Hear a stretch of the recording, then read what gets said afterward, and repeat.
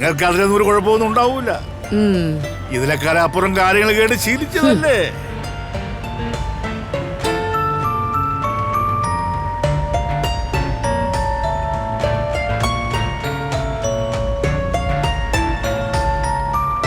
എടാ സുഭാഷേ, രണ്ടാം കെട്ടുകാരിയായാലും മതിയെന്ന് തോന്നാൻ മാത്രം അത്രയ്ക്ക് നിരാശയാണോ നിനക്ക്? അതോ ജീവിതത്തിൽ ഇനി മറ്റൊരു പെണ്ണ് വരാൻ പോകുന്നില്ല എന്നുള്ള തോന്നൽ കാരണം കൊണ്ടാണോ? അയ്യോടി, എന്തൊരു അലിവ്. എന്നാ പിന്നെ നിനക്ക് നിന്നെ മോളെ കെട്ടിച്ചു കൊടുക്കായിരുന്നില്ലേ?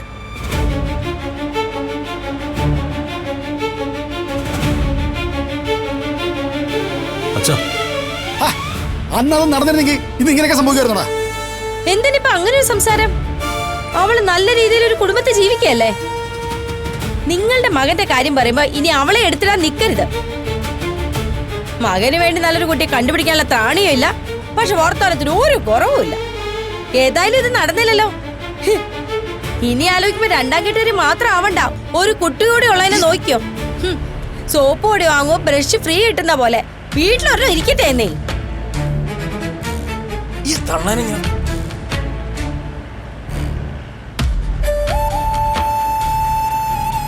കേട്ടില്ലടാ, കേട്ടില്ലേ? ഇത് കേൾപ്പിക്കാനാണോ നീ കഷ്ടപ്പെട്ട് ആ പെണ്ണിനെ തന്നെ കണ്ടെത്തിയത്? ഇനി നാട്ടുകാർക്ക് പറഞ്ഞു നടക്കാൻ ഒരു കഥയുടെ പറയുന്നവരെ പറഞ്ഞിട്ട് എന്താടാ കാര്യം? ചേരുന്നത് ചേരുമെന്ന് പറഞ്ഞു കേട്ടിട്ടില്ലേ? നിങ്ങൾ പെണ്ണന്വേഷിച്ചാൽ നിങ്ങളെ പോലുള്ള കുടുംബത്തിൽ നല്ല കിട്ടൂ. അതിപ്പോ വിഷമത്തിൽ എന്താ കാര്യം?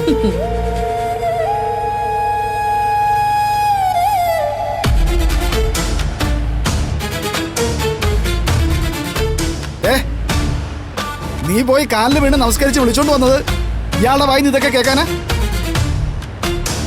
പ്രകാശന്റെ മോദനയ്ക്കും ഇനി നാട്ടിൽ പറഞ്ഞു നടക്കാൻ ഒരു കഥയായി. മര്യാദ സംസാരിച്ചോണം.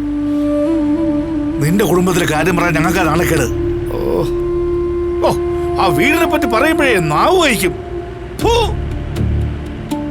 നിന്റെ മോമെന്ന് വിളിച്ചപ്പോഴേ വരാൻ തോന്നിയതാ ഞങ്ങൾക്ക് പറ്റിയ തെറ്റ്. പറ്റില്ലെന്ന് പറയാറില്ലടാ. എന്തിനാ ഇങ്ങോട്ട് കെട്ടിയെടുത്തേ? രണ്ടുതരം പായസം കൂട്ടി മൂക്കുമുട്ട സദ്യ ഉണ്ണാലോ എന്ന് വിചാരിച്ചിട്ടല്ലേ? അത് നടക്കാതെ പോയതിന്റെ ചുരുക്കിലും കയറി ഉപദേശിക്കാൻ വരില്ലേ? ഇനി ഈ വണ്ടി ഞാൻ ഇരിക്കത്തില്ല. ലളിതേ, ഇറങ്ങി. ഡ്രൈവറെ, വണ്ടി സൈഡാക്ക്. അതാ നല്ലത്. വലിച്ച പ്രശ്നം ഉണ്ടാക്കല്ലേ? എടാ നീ ചുമ്മാരടാ. ഇനി ഇതിൽ യാത്ര ചെയ്യാനോ? എന്റെ പട്ടി വരും അതിന്. എടാ ബാബേ, നീ ആ വണ്ടി സൈഡായി കൊടുക്കടാ. പോകുന്നവരൊക്കെ അങ്ങ് പോട്ടെ. അത്ര നേരം സ്വസ്ഥായിട്ടിരിക്കുമല്ലോ മനുഷ്യന്. വെറുതെ വണ്ടി സൈഡാക്കും. ഒതുകൂടെ.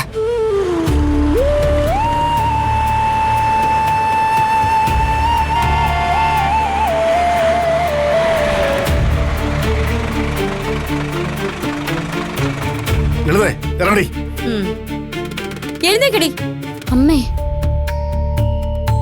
എഴുന്നേക്ക് എന്നെ പറഞ്ഞേ.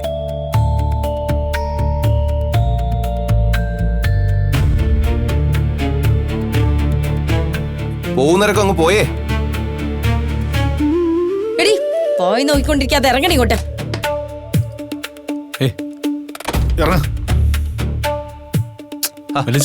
അവര് പൊക്കോട്ടെ സുഭാഷേട്ടാ, നിങ്ങൾ അവിടെ ഇരിക്കേ. പിന്നല്ലാതെ. നിങ്ങൾക്കിത് എന്തിന്റെ കേടായിരുന്നു? നീ മിണ്ടരുത്. നീ ഒറ്റ ഒരുത്തി ഇതിലൊക്കെ കാരണം. നടക്കണേ ഇങ്ങോട്ട്.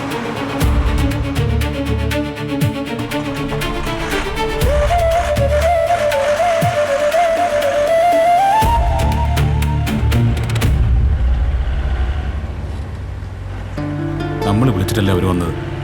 എന്നിട്ട് നമ്മളിങ്ങനെ പെരുമാറാൻ പാടുണ്ടോ? ഒന്നും മിണ്ടാരടാ. ആ രണ്ടെണ്ണത്തിന് വിളിക്കാൻ പോയപ്പോഴേ ഞാൻ പറഞ്ഞല്ലേ, അവരുടെ കാലെടുത്ത് അകത്ത് വെച്ചാ അപ്പ ശനി ദശയാ. അതുപോലെ തന്നെ നടന്നു. ഹരീഷേ, നീ ഞാൻ ബ്രോക്കറെന്ന് വിളിച്ചേ. ബാക്കി അയാൾക്കുള്ളതാ. അയാളെ ഞാൻ 2 തവണ വിളിച്ചതാ, എടുത്തില്ല. അയാൾ എടുക്കൂല. അതാണ് മനപ്പൂർവ്വം എടുക്കാതാണ്. അത് വിട്ടറാ. ഇനിയിപ്പോൾ അയാൾ ചെയ്തു വിളിച്ചിട്ട് എന്തിനാ?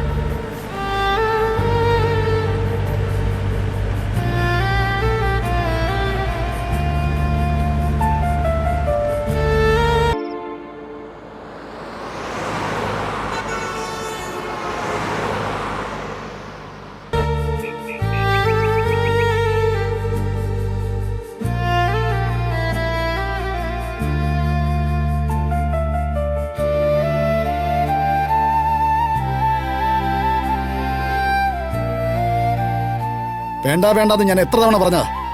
നീ കേട്ടോ? അതെങ്ങനെ? ഞാനൊരു എരപ്പാളിയാണല്ലോ, ബോധമില്ലാത്ത തനി കുടിയൻ. എന്റെ വാക്ക് കേട്ടാ വഴിതിട്ട് പോവുമല്ലോ.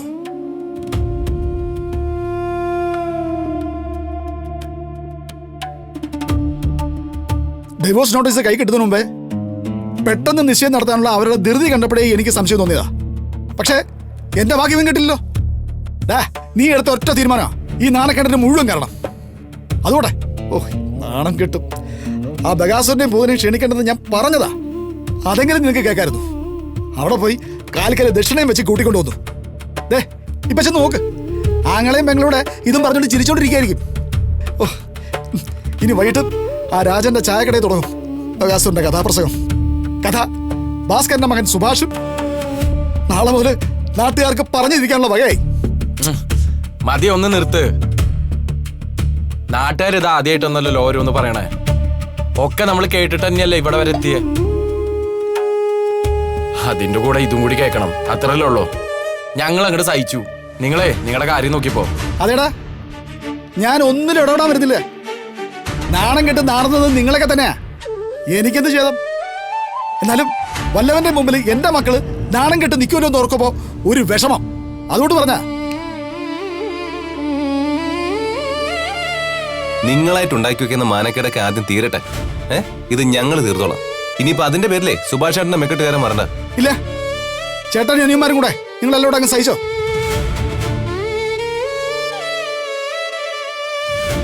നീ എന്തിനാണ് അവിനാശേ ഇവന്മാരുടെ കൂടെ ഒക്കെ നടന്ന് നാശമാവുന്നേ? എടാ പോടാ, പോയി വല്ല ബുദ്ധിയുള്ള ആളുകളുടെ കൂടെ പോയി ചേര്. അല്ലെങ്കിൽ നിന്റെ ഗതി അതോ ഗതിയാവും.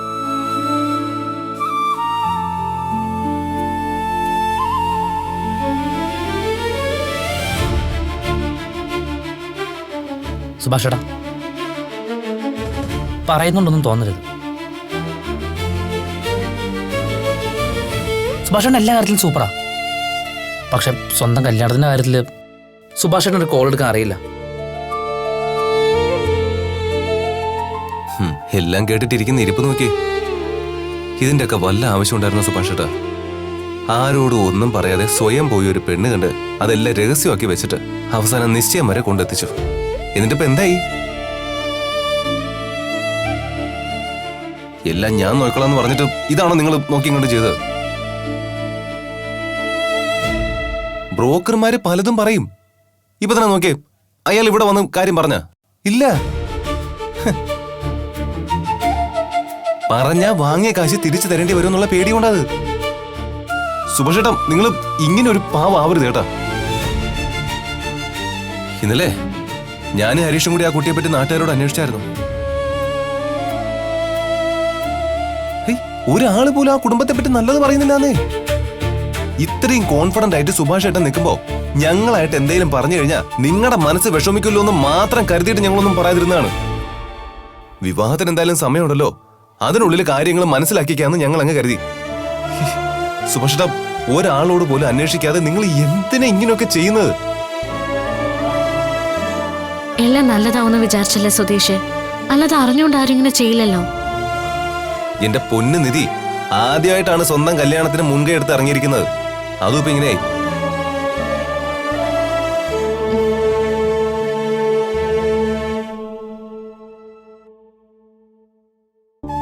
സുഭാഷ് ചേട്ടാ, ഇത് അടുക്കളയിൽ പോയി ചോറും കറി ഉണ്ടാക്കുന്ന പോലെ അല്ലിത്, അല്ലെങ്കിൽ മേസ്ത്രി പണി പോലെ അല്ല. കല്യാണം എന്ന് പറയുമ്പോ ഒരുപാട് ആലോചിച്ചും പ്ലാൻ ചെയ്തും ചെയ്യേണ്ട ഒരു കാര്യമാണ്.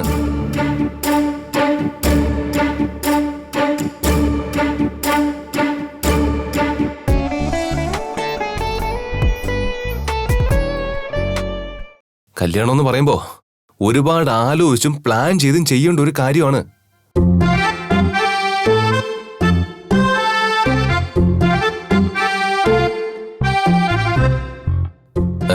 അല്ല, ഞാൻ പറഞ്ഞേ ഉള്ളൂ.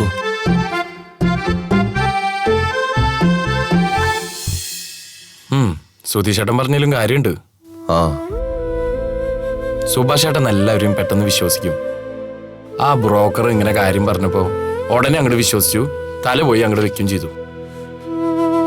ഒരു കണക്കിനെ ഇങ്ങനെ ഇത് നന്നായി. കല്യാണം കഴിഞ്ഞിട്ട് ഇവിടേക്ക് എങ്ങാനും വന്നിരുന്നെങ്കിൽ ചേട്ടന്റെ അവസ്ഥ എന്തായിരിക്കും എന്നൊന്ന് ആലോചിച്ച് നോക്കിണ്ട.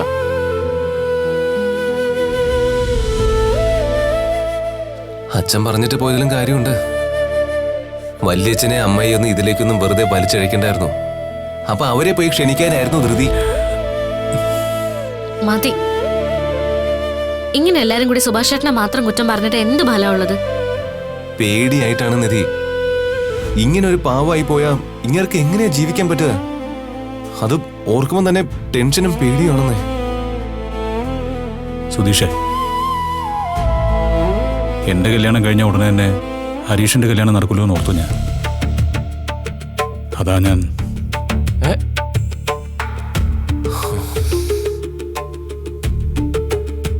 അതുകൊണ്ടാണ് ഞാൻ ധൃതി പിടിച്ച് ഇങ്ങനെ ഒരു കല്യാണത്തിന് തയ്യാറായത് തന്നെ. ചേട്ടൻ ഇതെന്താ?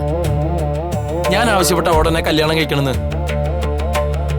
അതുകൊണ്ട് ചേട്ടൻ ആരെങ്കിലും എത്ര പെട്ടെന്ന് കെട്ടിയേ പറ്റുള്ളൂ എന്ന് ഞാൻ പറഞ്ഞ. അതല്ലടാ ഹരീഷേ,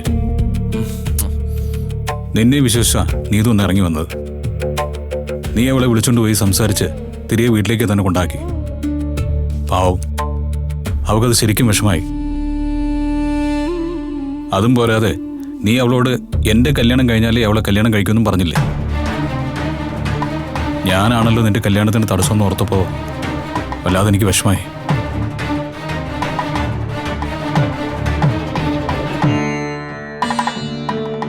എങ്ങനെയെങ്കിലും എന്റെ കല്യാണം നടന്നു കഴിഞ്ഞാൽ പിന്നെ നിങ്ങളുടെ കല്യാണത്തിന് പ്രശ്നമില്ലല്ലോ. ബ്രോക്കറോട് പറഞ്ഞപ്പോൾ പെട്ടെന്ന് നടക്കണമെങ്കിൽ ഇങ്ങനെ ഒരു ആലോചന ഉണ്ടെന്ന് പറഞ്ഞു. അതാ ഞാൻ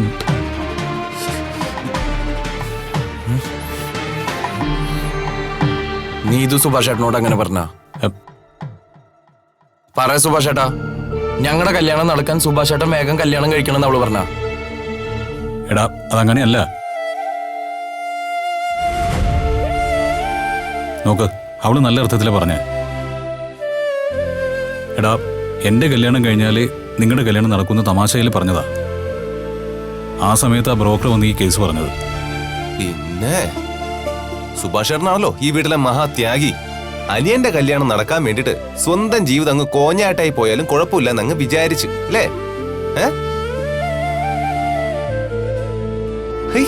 സുഭാഷ് ചേട്ടാ, നിങ്ങൾ എന്താ ഇങ്ങനെ? ഹരീഷ് എന്താ കെട്ടുപ്രായമായിട്ട് നിൽക്കാണ്? സുഭാഷ് ചേട്ടാ, ഇനി മേലാൽ സ്വന്തം കല്യാണ കാര്യത്തിൽ ദയവ് ചെയ്ത് സ്വന്തമായിട്ട് തീരുമാനം എടുക്കരുത് ചേട്ടാ. പ്ലീസ്, ഒരു അപേക്ഷയാണ്.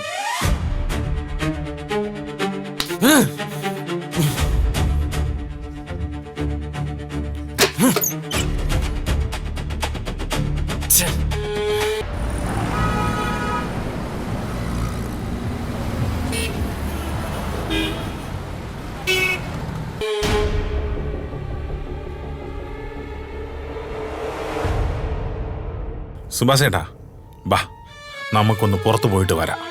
ഒന്ന് റിലാക്സ് ആവുന്നത് നല്ലതാ. ബാ. അതെ സുഭാഷ് ചേട്ടാ, ഇവിടെ നിന്നാ ഇനി ഇതൊക്കെ തന്നെ പറഞ്ഞ് വെറുതെ വിഷമിക്കുള്ളൂ. സുഭാഷ് ചേട്ടൻ പോയിട്ടാ.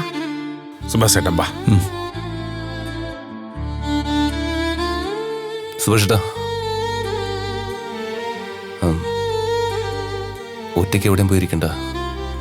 ഇല്ല, ഞാൻ നോക്കിക്കോളാം. ബാ.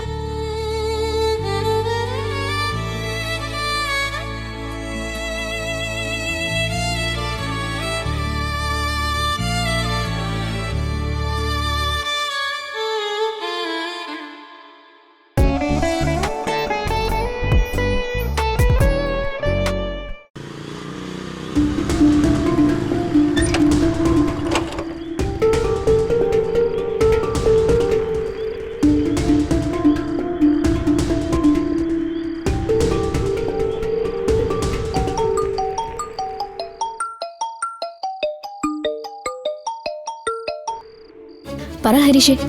എടീ, നിന്റെ വീടിന്റെ മുന്നിലാ ഞാൻ നിക്കണേ. ഇറങ്ങി വാ.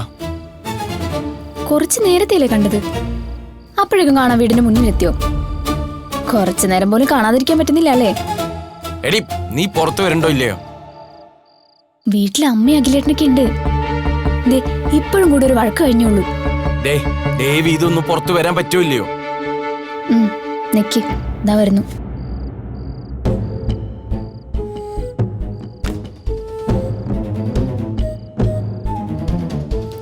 രാത്രി ഇവിടെ കളി ഒന്നും മിണ്ടായിരിക്കും, ഇതാ വരുന്നു. അവളിതാ ഒരു കൂസലില്ലാതെ ഇറങ്ങി പോകുന്നു. നിങ്ങൾ അത് നോക്കിയിരിക്കുന്നു. നല്ല ബെസ്റ്റ് തള്ള. അതിനേക്കാളും ബെസ്റ്റ് ആങ്ങളല്ലേ നീ, നിനക്ക് വിലക്കിക്കൂടെ?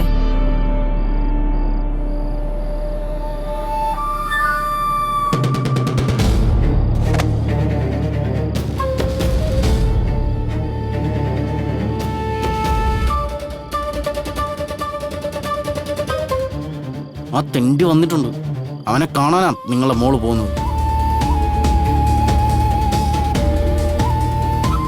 എന്താ ഹരീഷേ?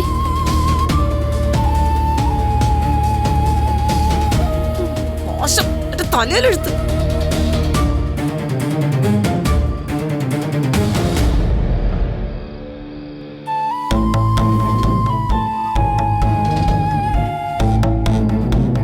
ആ അമ്മനെ തിരിച്ചു വന്നേ. എന്താ ഞാനും കൂടെ അവളുടെ കൂടെ പോണോ? വേണോന്ന്? മോനം കെടുത്ത് നശിപ്പിച്ചിട്ട് അവൾ അടങ്ങും. അത് സഹിക്കാനാ നമ്മുടെ വിധി. എന്താ വരാൻ പറഞ്ഞിട്ടൊന്നും മിണ്ടാ നിക്കുന്നേ? സുഭാഷ് ചേട്ടനോട് നീ എന്താ പറഞ്ഞേ? ഞാൻ എന്തു പറഞ്ഞു? എടി എന്റെ ചേട്ടനോട് നീ എന്താ പറഞ്ഞേന്ന്? എന്തിനിങ്ങനെ ദേഷ്യപ്പെടുന്നേ? എടി ചോദിച്ചാൽ ഉത്തരം പറയടി. സുഭാഷ് ചേട്ടനെ നീ എപ്പോഴാ കണ്ട് സംസാരിച്ചേ? ഇന്നും കണ്ടതാണല്ലോ. ഇന്നല്ല, മുമ്പ് നീ എപ്പോഴാ കണ്ട് സംസാരിച്ചേന്ന്?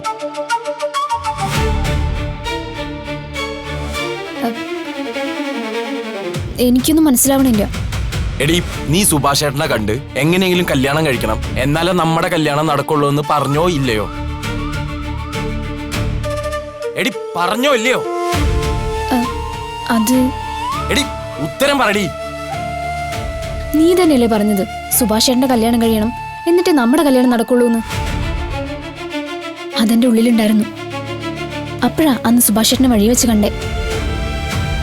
വേഗം ഒരു കല്യാണം കഴിക്കണം, അതാണ് സുഭാഷ് ചേട്ടനും ഞങ്ങൾക്കും നല്ലതെന്ന് ഞാൻ പറഞ്ഞു. അതിലിപ്പോ എന്താ തെറ്റ്?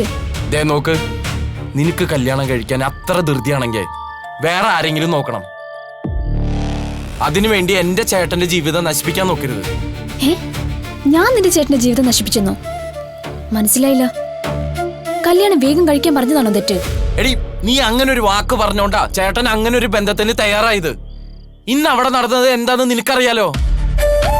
പാവം ആള് കാരണം അനിയന്മാരുടെ ജീവിതം തൊലയാണ്ടിരിക്കണം എന്ന് പറഞ്ഞ് ഏതു ബന്ധത്തിന് തയ്യാറാണെന്ന് പറഞ്ഞ് ഇറങ്ങി പുറപ്പെട്ടതാ. ആ ബ്രോക്കറാണെങ്കിൽ ചേട്ടനെ കൊണ്ട് കൊടുക്കാനും.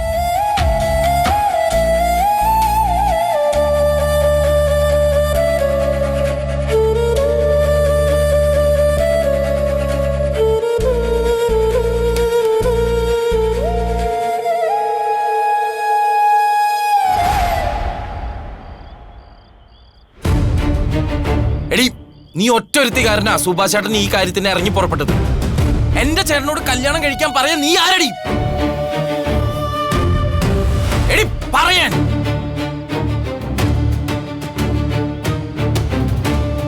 എടി ഇങ്ങോട്ട് നോക്കി പറടി, എന്താ നിനക്ക് അധികാരം? ഇവിടെ എന്തെങ്കിലും പറഞ്ഞ പല്ല് നഖം നീട്ടി ചാടുന്നോളാ. അവൻ ചീത്ത പറഞ്ഞ് കണ്ണു പൊട്ടിക്കുമ്പോ മിണ്ടുന്നുണ്ടോ നോക്കാവള്. നല്ലോണം കേക്കട്ടെ, എന്നാലേ അവൾക്ക് ബുദ്ധി വരും.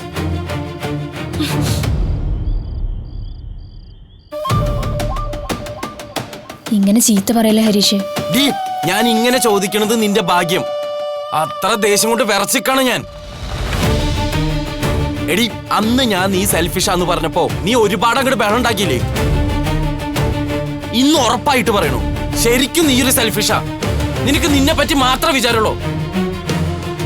ഹരീഷ് നിനക്ക് എന്റെ അവസ്ഥ മനസ്സിലാവത്തോണ്ടാ. ഡേ എന്താ അവസ്ഥയടി? നിന്നെ വീട്ടില് ചീത്ത പറയണു, അടിക്കണു, അതല്ലേ?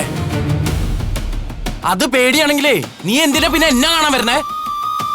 ദയവ് ഇത് ഇനി മുതൽ അത് നിർത്തിക്കോ. നീ അന്ന് എന്റെ വീട്ടിലേക്ക് വന്നന്ന് നിന്നെ പുറത്തേക്ക് വിളിച്ചുകൊണ്ട് ഞാൻ എല്ലാ കാര്യം പറഞ്ഞതല്ലേ നീതോ? അതെനിക്ക് വീട്ടിൽ വെച്ച് പറയായിരുന്നു. എന്താ പറയാത്തെ? അങ്ങനെ ഒരു കാര്യം ഞാൻ അവിടെ വെച്ച് പറഞ്ഞ അത് സുഭാഷ് ചേട്ടൻ കേൾക്കും, അത് ചേട്ടന് ഫീൽ ആവുന്ന് കരുതിയിട്ടാ. ചേട്ടന് വേണ്ടിട്ട് ഞങ്ങൾ സഹിക്കണ്ടല്ലോ എന്നൊരു തോന്നല് വരാണ്ടിരിക്കാൻ വേണ്ടിട്ടാ. എടി അതൊറ്റടിക്ക് തകർത്തപ്പോ നിനക്ക് സമാധാനായല്ലോ.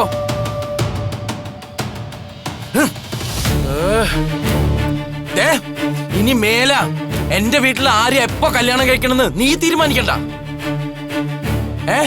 എനിക്ക് എപ്പോ കല്യാണം കഴിക്കണം തോന്നുമ്പോ അപ്പോഴാ എനിക്ക് നിന്നെ കെട്ടാൻ പറ്റുള്ളൂ. ഡേ അന്ന് ഏതെങ്കിലും ഹോസ്റ്റലിൽ കൊണ്ടാക്കാന്ന് ഞാൻ പറഞ്ഞതല്ലേ. അതിന്റെ അപ്പുറം തൽക്കാലം നീ ഒന്നും പ്രതീക്ഷിക്കരുത്. അതും സമ്മതിക്കാതെ വീട്ടിലിരുന്നിട്ട് എന്നെ ടോർച്ചർ ചെയ്യാനാണ് പരിപാടിങ്ങ.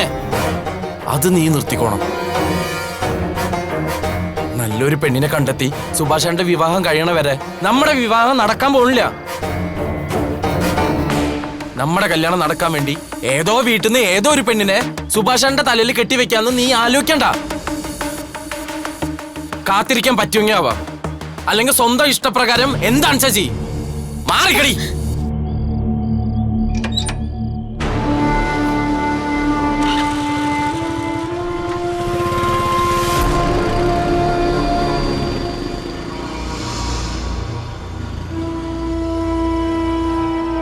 നിക്കടെ അവിടെ.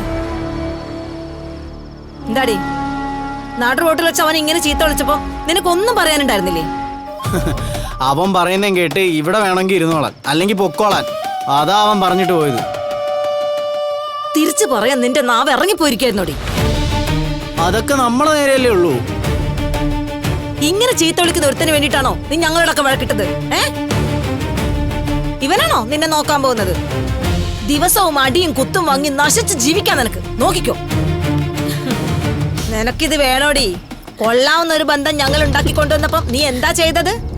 അതിനല്ലേ ശിക്ഷയത്. നീ അനുഭവിക്കോടി, നീ അനുഭവിക്കും. നിന്റെ കണ്ണിന് ചുടുചോരയാ വീഴാൻ പോകുന്നത്, നോക്കിക്കോ.